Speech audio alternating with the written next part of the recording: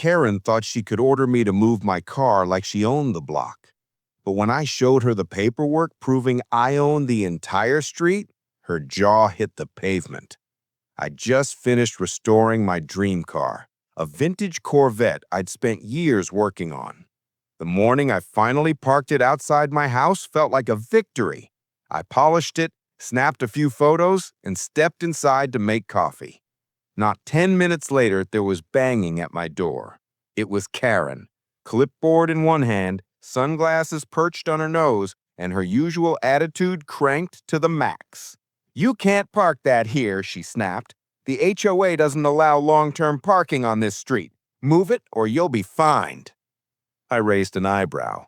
First of all, it's my car. Second of all, this is my street. Karen scoffed. "No, it's community property, and I make the rules here. If you don't like it, take it up with the board." I almost laughed. She had no idea. You see, when I bought my property, I didn't just buy the house. I purchased the deed to the entire cul-de-sac. The road, the sidewalks, and even the drainage were mine. Legally, the HOA had zero authority here. Still, Karen wasn't done. She whipped out her phone and started snapping pictures. "This'll go straight into your file. Expect a hefty fine in the mail." That's when I decided to end this circus. I went inside, grabbed the deed folder from my safe, and walked back out. "Karen," I said calmly, "you might want to take a look at this before you embarrass yourself further." She rolled her eyes and snatched the papers, only to go pale as she read. The deed clearly stated that I owned not only my house, but also the full street.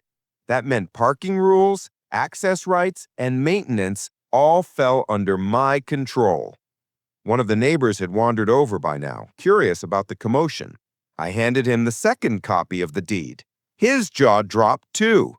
"So wait," he said loud enough for half the street to hear. "You own the whole road, not the HOA?" I nodded. "Exactly." Karen stammered, red-faced. This has to be a mistake." But it wasn't. Within weeks, HOA's bogus parking rules were thrown out, and neighbors started coming directly to me for decisions. My Corvette? It stayed parked right out front, shining in the sun. Karen tried to boss me around on my own street. Instead, she learned the hard way. Sometimes the street doesn't belong to the HOA. Sometimes it belongs to the guy they're yelling at.